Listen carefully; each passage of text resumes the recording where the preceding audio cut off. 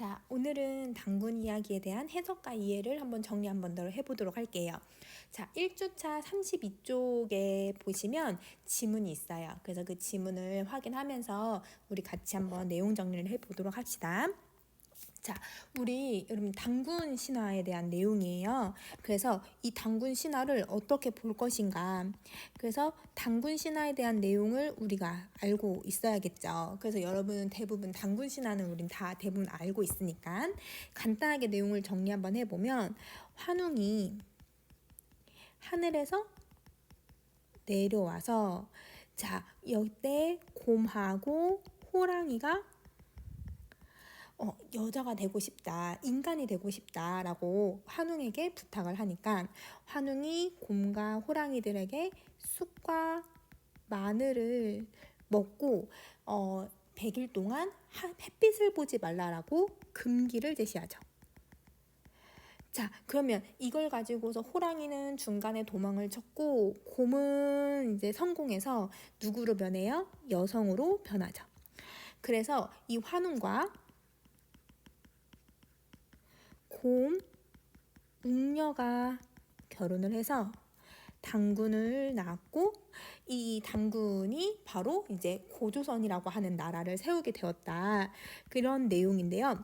자, 그러면 여기에서 이건 단순히 이제 신화라고 하는 것들은 상징적인 의미를 담고 있으니까 이거를 이제 어떻게 해석할 것인가에 대한 내용을 이걸 이제 우리나라의 학계의 입장과 일본의 연구를 비교를 하면서 이제 반박하는 내용들을 정리하고 있는 글이라고 생각해 주시면 될 것 같아요.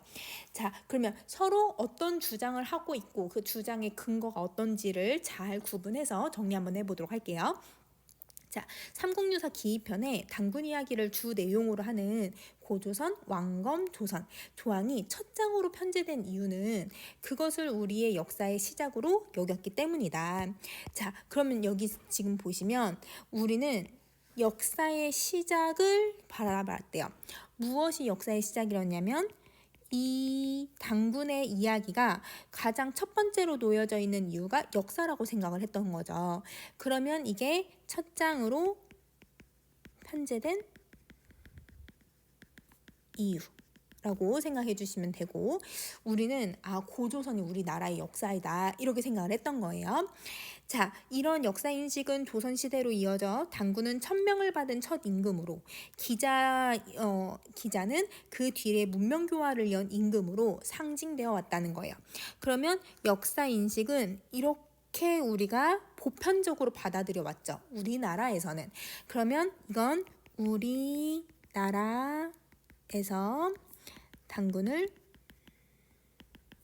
단군에 대한 보편적인 역사 인식이었어요.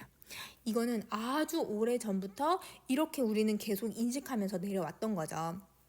그런데 일제강점기 일본 식민사학자들의 연구는 단군 이야기의 역사성을 부정하고 후대의 윤색과 가작을 논증하기 일색이었다는 거예요. 그러면 조선의 역사 인식과는 다른 일본의 연구가 있었다는 거죠.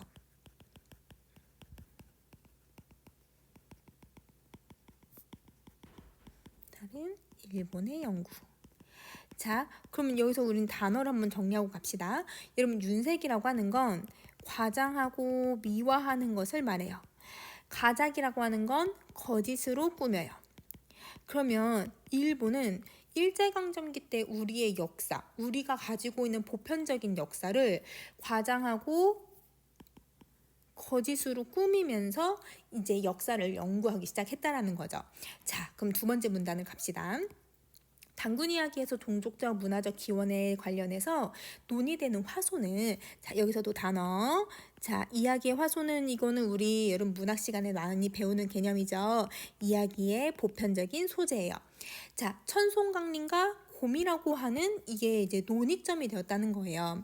그러면 이 일본의 역사학자들은 천송강림하고 곰이라고 하는 이 소재를 어떻게 볼 것인가? 이게 논의점이에요. 그러면 지금 선생님이 밑줄 그은 천송강림에 대한 이 1번 이게 논의점 1. 그래서 단군은 하늘의 후손이다.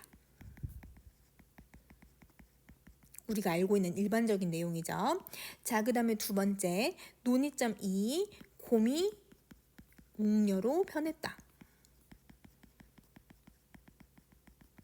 이 두 가지의 논의점을 가지고서 일본은 역사 인식에서 잘못된 부분들이나 아니면 거짓으로 꾸며내기 시작했다라는 거죠. 자, 에도 시대부터 단군 이야기를 접한 일본인들은 단군을 고사기나 일본서기의 신대기에 등장하는 스사노 미코토나 그의 아들로 파악하려고 했다라는 거예요. 자, 이 고사기나 일본 서기라고 하는 책은 일본에서 오래된 역사책인데요. 그 책에 등장하는 스사노 미코토라고 하는 이 사람은 일본 신화에 나오는 사람이에요. 그래서 일본 신화에서는 폭풍의 신이라고 불리는 사람인데요. 이 사람의 아들로 혹은 이 사람이라고 판단을 했다라는 거예요.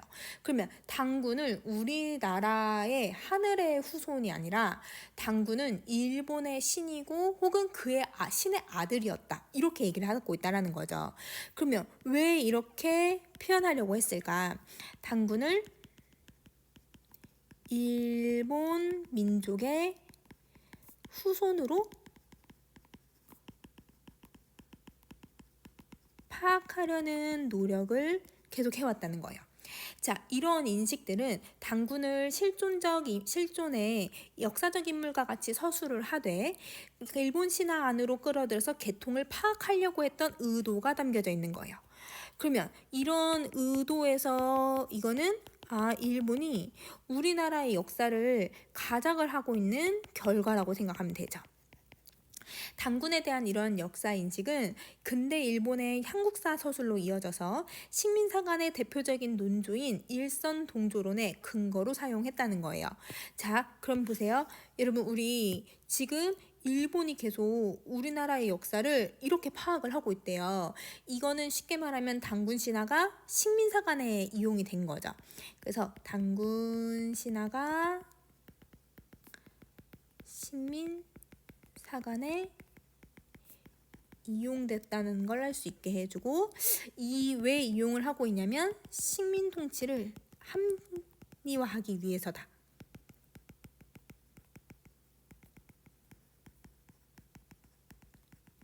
그래서 일본은 일본과 조선이 하나다라고 하는 것을 내세워서 식민 통치를 하려고 했던 거잖아요. 그래서 우리 단군을 이 일본의 신화의 그 아래 후손으로 편지를 시키면서 그러면서 우리는 하나다. 그러니까 너희들은 식민 통치를 받는 게 당연하다. 이렇게 주장하기 위해서 역사 인식을 왜곡해 왔다라는 거예요. 자, 그러면 이제 세 번째 문단 갈게요. 한편 일본인들은 단군 이야기가 고려시대에 만들어졌다라고 주장하기도 해요. 그러면 자, 고려시대 때 만들어졌다. 이러면 만들어졌다라는 건 이러면 실제 있었던 게 아니라 그냥 이건 꾸며낸 이야기다. 이렇게 본다는 거잖아요. 그러면 여기에서 일본 역사학자들의 주장이 들어가죠. 어떤 주장이 들어가냐면 단군 이야기는 역사적 사실이 아니다.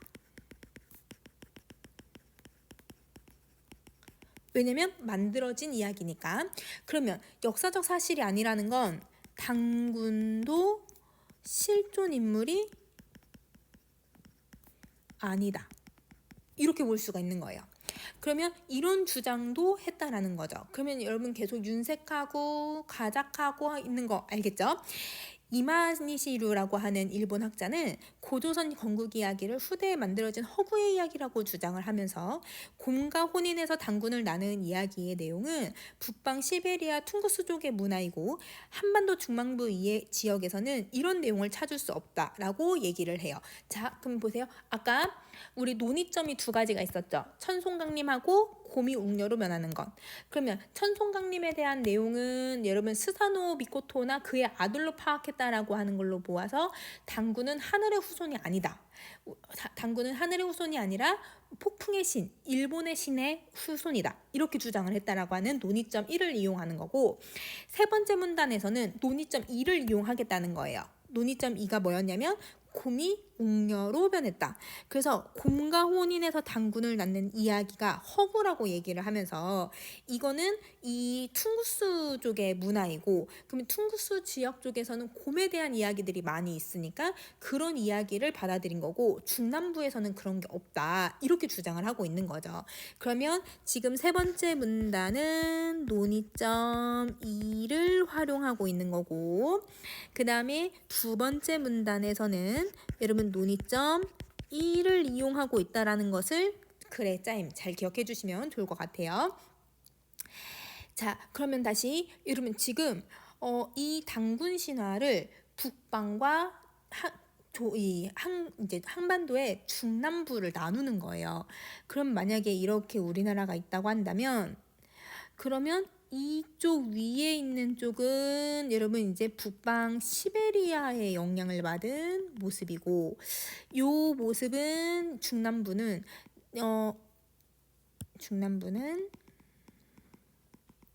시베리아의 영향을 받지 않았기 때문에, 그래서 이거는 일본의 영향을 받았다, 이렇게 보려고 하는 거예요. 자, 그러면 지금 한반도를 둘로 쪼개려는 의도가 지금 반영이 되고 있거든요. 그러면 이거를 이렇게 의도가 나누어져 있다라는 건 어떤 여러분 지금 의도가 또 반영이 되고 있는지 정리 한번 해볼게요. 우리 민족을 얘기할 때 여러분 우리 무슨 민족이라고 얘기를 해요? 우리를 단일 민족이라고 얘기하죠. 왜냐면 우리는 고조선부터 지금까지 쭉 내려오면서 다른 역사적인 어떤 이 관계성 없이 우리나라 한민족이 계속 이어져 오고 있다라고 보는 입장이잖아요. 근데 단일 민족이라고 믿었던 우리나라의 모습이 북방 시베리아와 일본의 영향을 받은 중남부가 각각 두 개로 나뉘어진다라고 하면 우리 민족이 가지고 있는 단일성을 훼손하려고 하는 의도가 들어가 있는 거예요. 그래서 이거는 우리 민족의 단일성을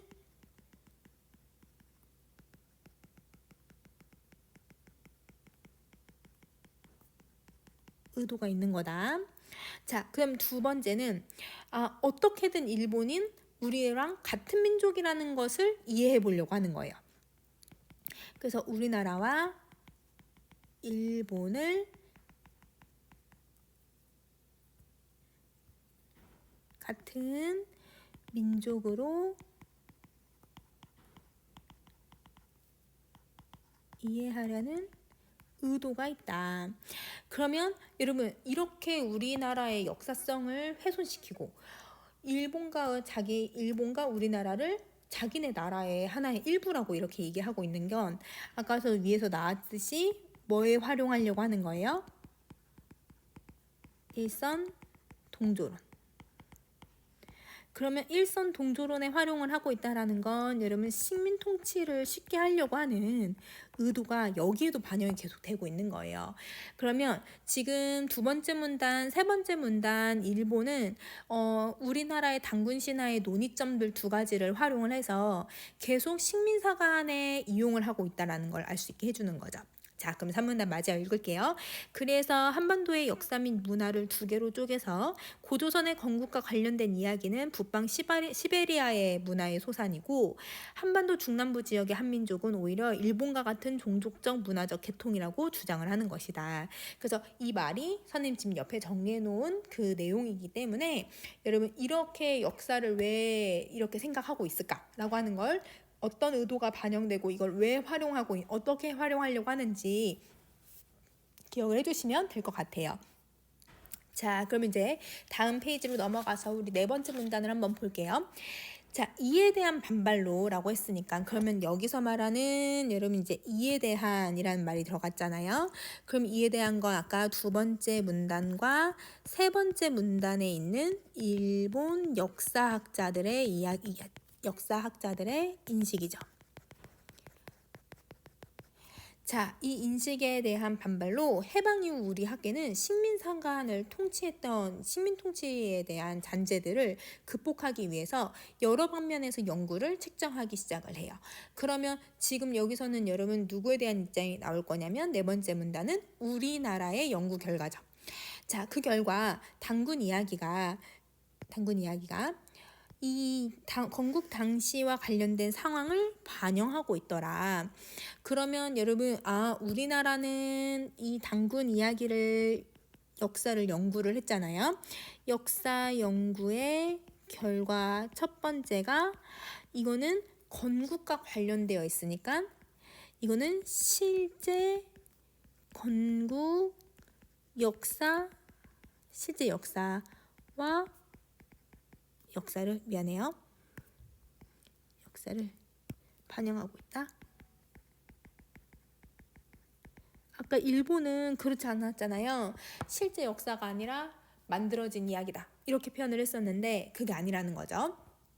비록 후대에 윤색 조금 과장되고 이런 이야기들이 미화됐을지언정 단군 역시 실제 고조선 왕을 실적인 존재로 설정한 거라고 하는 시각이 구축되었다. 그러면 자, 여기서 또 다시 이렇게 나오죠. 이게 역사 연구의 결과 두 번째인데 단군도 실존 인물이다. 그래서 자, 여러분 우리 아까 앞에서 다시 위로 올라가 볼게요. 앞장 넘어가시면 일본인이 주장한 내용이 있었죠. 선생님 아까 표시했던 거. 단군은 역사적 사실도 아니고 단군은 실존 인물이 아니다 라고 하는 이 내용의 류의 주장을 여러분 반박하는 여러분 결과를 우리는 다시 찾아낸 거죠. 자, 이런 입장에서 일본인들의 연구를 비판을 하면서 그러면 여러분 이제 우리나라는 어떻게 이제 받아들이는지 한번 정리해 볼게요. 고조선의 건국과 관련된 곰과 호랑이의 인류학과 사회학을 적용해서 토테미즘 관점에서 접근한 학자들이 있었다는 거예요. 그러면 여러분 우리는 학계의 입장이 지금 두 가지가 나올 건데 첫 번째가 뭘 활용하냐면 토테미즘을 적용해서 우리가 한번 입증을 해보자 라고 하는 내용이에요. 이들은 고대 원시 사회에서 동물을 부족의 토템으로 삼았다는 세계사의 여러 사례를 소개하면서 원시 사회의 보편성을 논거로 이 조선의 건국 이야기 속 곰과 호랑이 역시 토테미즘의 흔적이고 원시 문화의 반영이라고 설명을 하고 있다라는 거예요. 자, 그러면 이 부분 한번 볼게요. 여러분 이 모든 고대 원시 사회에서는 동물을 토템으로 여러분 삼고 보편적인 이야기 중에 하나이지 뭐가 아니다? 북방 시베리아에만 영향을 받은 건 아니다. 그러면 여러분 지금 이거는 누구의 입장을 반박을 하고 있는 거냐면 류의 입장을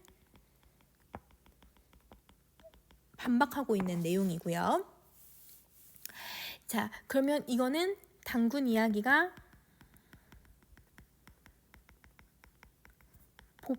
보편적인 이야기지 이게 만들어지거나 아니면 여러분 그 어느 한 지역에서만 영향을 받은 그런 이야기는 아니다 라고 하는 것을 지금 설명하는 건데 이 보편적인 이야기임을 토템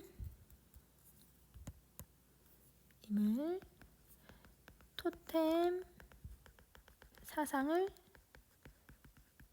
가져와 입증하고 있는 거예요.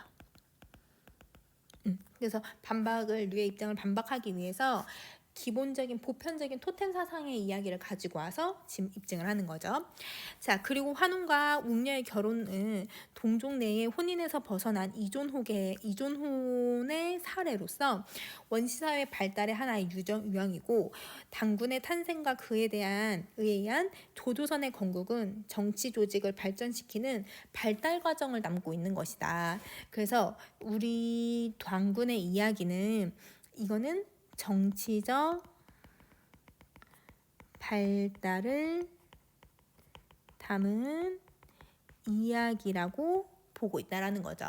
그래서 어떤 하나의 나라의 입장을 받아들이고 단일 민족도 아니고 뭐 이런 일본의 입장을 완전 반박을 하면서 이건 우리나라의 역사와 우리나라의 정치 변화가 어떻게 변했는지에 대한 이야기다. 이거를 설명하는 글이라는 거예요.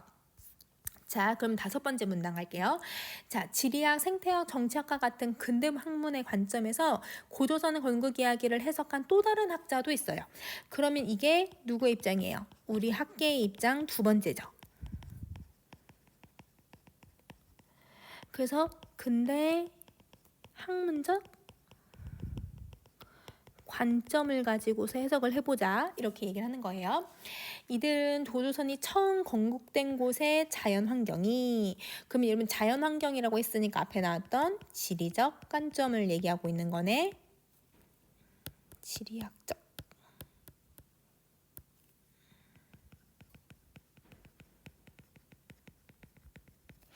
그리고 곰과 호랑이 등의 맹수가 서식하는 산림지대였을 것이라고 보는 거예요. 이거는 생태학적 관점이죠. 그리고 곰과 호랑이는 각각 여성 추장과 남성 추장을 표상을 하고, 곰과 호랑이가 같은 동굴에서 생활했다라는 건 여성 추장과 남성 추장이 병존했던 사회를 반영하고, 그러다가 당군이라고 하는 단일 존재가 인간 세상을 다스렸다라는 건 남성 추장제의 수립과 추장 세습제가 이 출현하는 역사적 단계로 보았다는 거예요. 그러면 이 부분은 여러분 어떻게 보는 거예요? 정치가 변했다는 거잖아요. 여성 추장, 남성 추장이 있었던 사회제도에서 이제 어떤 정치로 바뀌었냐면 단일의 한 당군이라고 하는 임금 체제가 나타났다는 거예요. 그래서 정치학적 관점으로 해석이 가능하다는 거죠. 그러면 지금 4번째 문단이든 5번째 문단이든 우리의 역사를 반영하고 있는 당군 신화에는 우리의 역사와 정치가 어떻게 변했는지에 대한 사회 발달 과정을 다루고 있다라는 거예요. 그래서 4번째, 5번째 문단의 공통점을 한번 생각을 해보면, 여러분 첫 번째, 누구에 대해서 반박을 하는 거예요? 일본에 대해서. 일본 연구를 반박하고 입증하고 있는, 우리나라의 역사를 입증하고 있다라는 것. 그 다음에 2번째, 당군 신화는 우리 역사와 정치 혹은 사회 발달,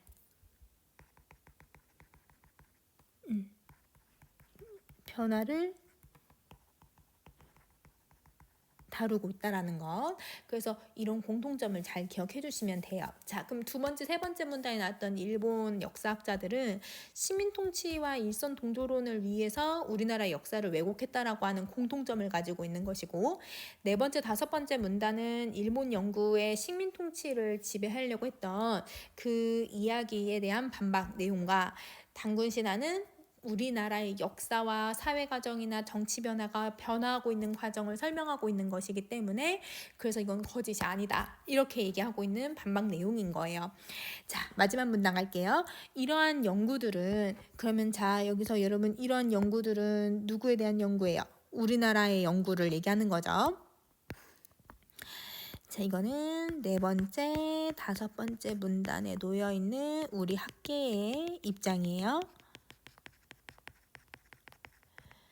자, 일본 강점기 일본인들의 연구를 비판했고, 1. 역사 해석의 시도를 통해 건국 이야기가 원시사회의 실상이 반영된 기록임을, 이거에 대한 대표적인 연구라고 할 수 있다. 지금 선생님이 지금 표시해 놓은 1번, 2번이 바로 요거의 공통점인 거예요. 자, 그리고 이러한 견해들은 해방 이후 남북한 학계에 계승이 되어서 고조선 건국 이하의 해석의 주요한 논지로 자리 잡게 되었다. 이거는 당군 이야기 연구의 의적. 그래서 이 우리 학계가 이렇게 식민 통치에 대한, 식민사관에 대한 내용들을 제시했던 일본 학계의 입장들을 반박함으로써 이 해석을 우리가 계속 이어받을 수 있는 그 논지가 되었다. 이게 의라고 생각해 주시면 돼요. 자, 여러분 지금 글의 짜임을 한번 잘 보시면 1문단에 여러분 당군 이야기가 가지고 있는 우리나라의 보편적인 특징, 그런데 일본은 그거를 왜곡했다. 라고 얘기하면서 두 번째, 세 번째 문단에 일본의 주장을 제시하고 네 번째, 다섯 번째 문단에서 일본의 내용을 반박하는 우리나라의 입장을 제시하고 마지막에 우리나라의 이 단군 신화에 대한 역사가 어떤 의의를 가지고 있는가를 설명하고 있는 글이었어요. 그래서 글의 짜임과 각각의 입장 그리고 그거를 반박하는 과정 그걸 잘 정리해 주시면 될 것 같습니다. 그러면 우리 단군 이야기에 대한 해석과 이해는 여기까지 하도록 할게요. 안녕.